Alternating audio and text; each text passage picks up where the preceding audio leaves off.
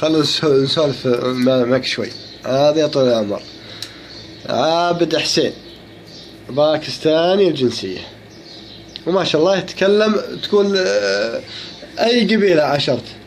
والله عشرت كلهم، مطير، بحاطين، عتيبة، ما شاء الله. دواسر. دواسر وين عشرتهم؟ بالغاط يعني ولا؟ دواسر كان بالغاط، وبعدين أنا كنت شغال مع زياد عبد الرحمن ستيري، كنا نطلع مقناص، كل الخويا اللي يجوا معاه دواسر. ايه ما شاء الله.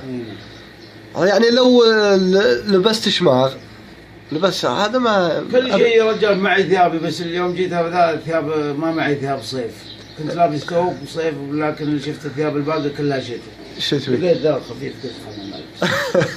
تخبر الدنيا حر الحين راح الشتاء. طيب الحين ابوك واهلك القدام وكذا وين راحوا؟ فرلة والشياب كلهم راحوا توفوا هناك باكستان.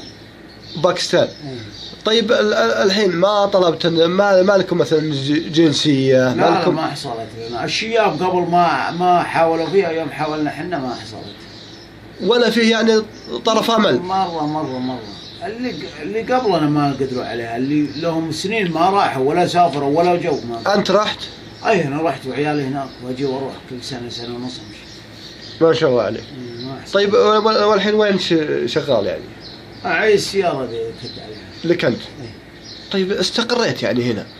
اي بس عيالي هناك ما غير انا. ليه ما تجيب عيالك؟ والله طول عمري انا ذليت اجيبهم، لان انا درست هنا وذا، يوم جيت ديرتي ما استفدت منها شيء. لا ادخلهم عند ربعهم يدرسون يتعلمون انا بعدين. ايه طيب ولا اللغة الباكستانية ولا الأردو وكذا؟ تعلمتها هناك يوم عمري 19 سنة. ايه كنت تعلم ولا؟ قبل عربي اتكلم، لاني رحت هناك وجلست 5 سنين، عقب عودت ما جاز لي الوضع. خلاص تعودت على العيشة هنا. اللي يقعد بالمملكة ما. الله ان شاء الله يعطيك طول العمر ويوفقنا وياك ان شاء الله على خير ان شاء الله.